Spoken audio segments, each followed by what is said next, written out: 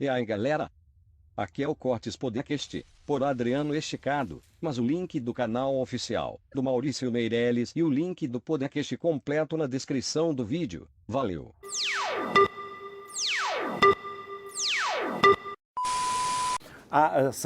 Felipe Neri era um santo que, na verdade... Felipe Neto? Felipe Neri. Ah, tá. Não, Neto não. Só falta ser. São Felipe Neri. Não, Felipe Neto? Não.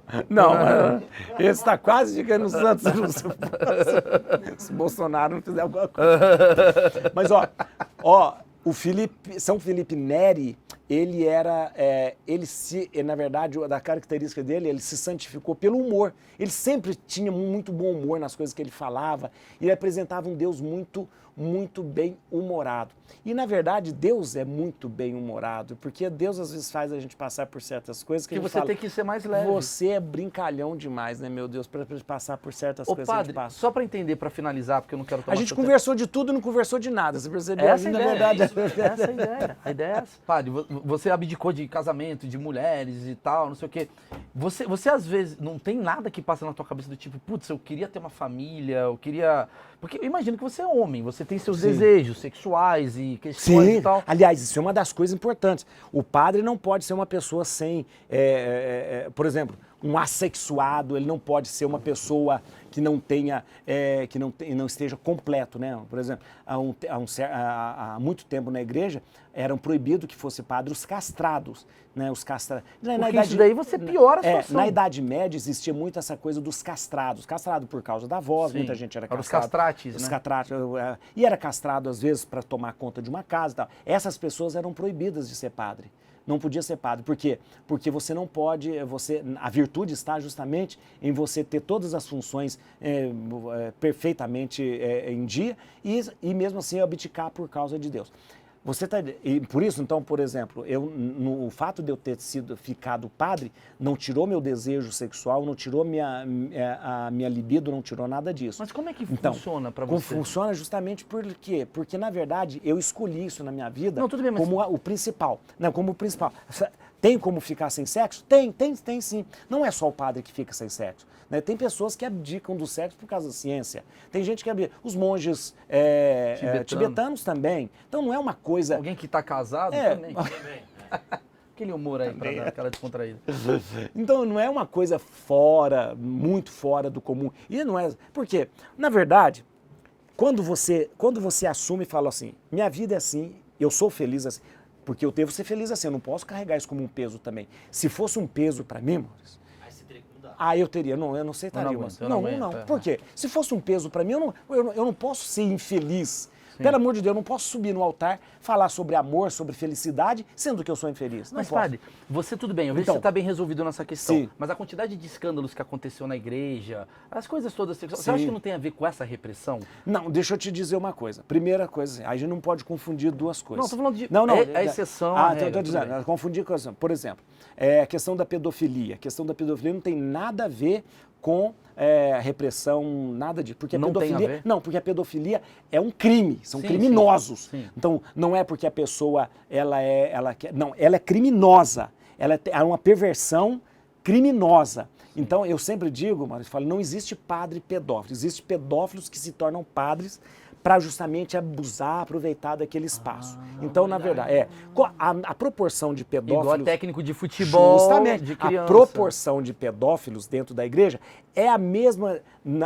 o número de pedófilos é a mesma nos pastores, é a mesma nos advogados, nos médicos, nos treinadores de ginástica, tudo isso. Ou seja, são pessoas criminosas, né, pervertidas, que aproveitam a situação para ficar isso. Então, não é isso. Não pode. Não tem a ver com a coisa da... E sabe por quê? Do psicológico da pessoa de... Sabe por quê? Porque a maioria da pedofilia, isso é dado da OMS, a maioria da pedofilia acontece dentro de casa.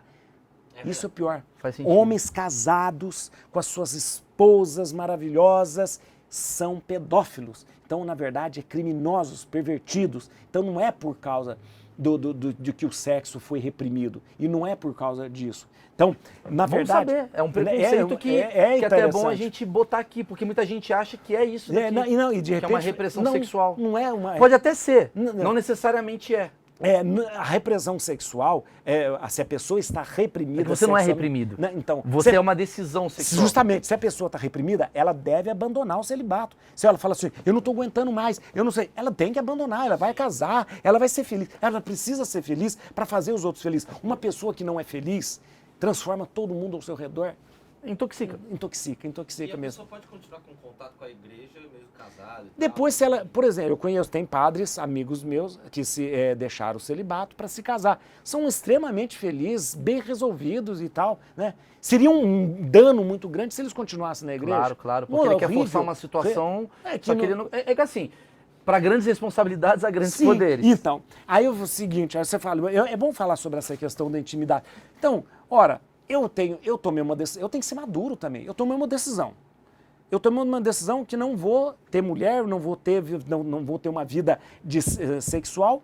Para quê? Para que eu possa estar disponível, para que eu possa vir aqui, para que eu possa e falar com as pessoas, para que eu possa fazer um monte de coisa. Ora, isso tem que me fazer feliz. Aí você fala assim, mas aonde que você busca felicidade? Busco nisso, né? Por exemplo, eu sou uma pessoa extremamente feliz porque eu consigo, a minha paróquia fica aqui embaixo, na Assunção de Nossa Senhora. Faço programa na televisão, faço um monte escrevo um monte de livro, faço um monte de coisa. Conversa com muitas pessoas. Então, a felicidade está ali. A minha felicidade, e eu busco a felicidade ali, O que prova que a felicidade não está só atrelada a sexo também. Justamente. Mas eu não posso exigir isso de você, claro. Porque você não fez essa decisão. Tudo bem. Então, você não fez essa decisão e você fala, olha, é importante para mim ter uma vida sexual, é importante para mim ter essa... E isso não significa que um seja pior, o outro seja melhor. Vira intolerância. Então, o fato do padre não ter uma vida sexual não faz dele melhor, de jeito nenhum, porque senão estaria dizendo... nem pior. Não, e nem pior. Porque senão eu estaria dizendo que uma pessoa, por exemplo, que um padre ortodoxo é pior do que um pastor evangélico é pior. Não posso falar isso. Muito boa sua cabeça. Não posso falar isso. Muito boa então, sua cabeça. Isso não faz a gente uma pessoa melhor. Existe umas Maria Batina, assim, umas mulheres que já deram... Existe uma coisa muito, muito interessante. Deixa eu te falar.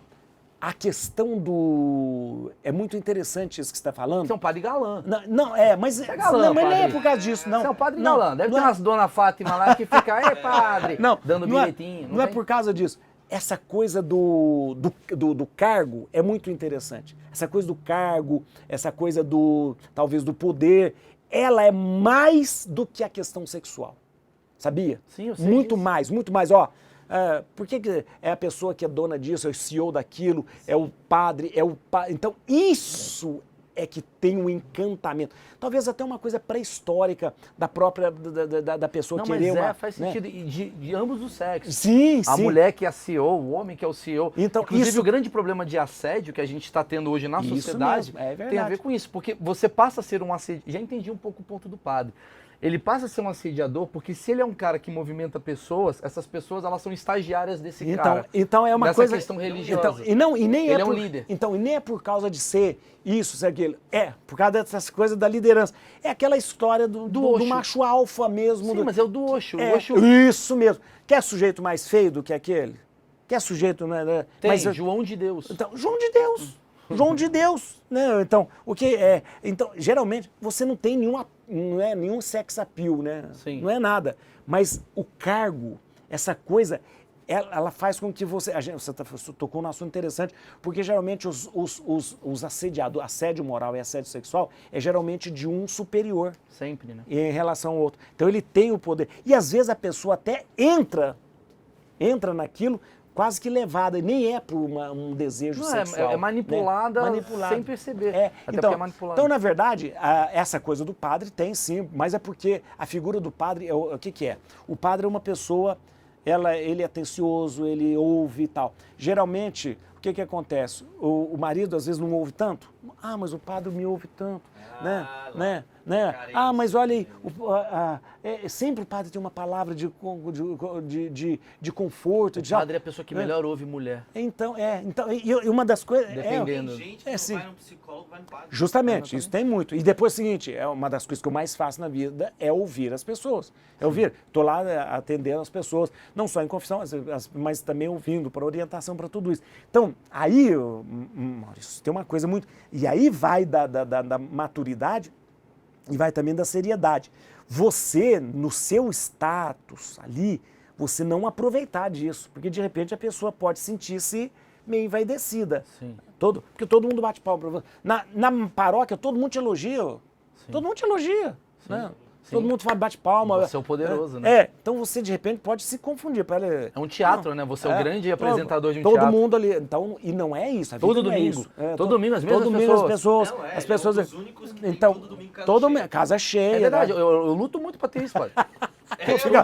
Fica padre. O padre tá bombando, maluco. Peixe urbano. Vai na igreja, faz um open mic lá. É verdade, padre. Você tem uma parada que todo domingo você tem uma plateia cativa. Sim, e depois é o seguinte, você tem ali aquele pessoal... É muito poder.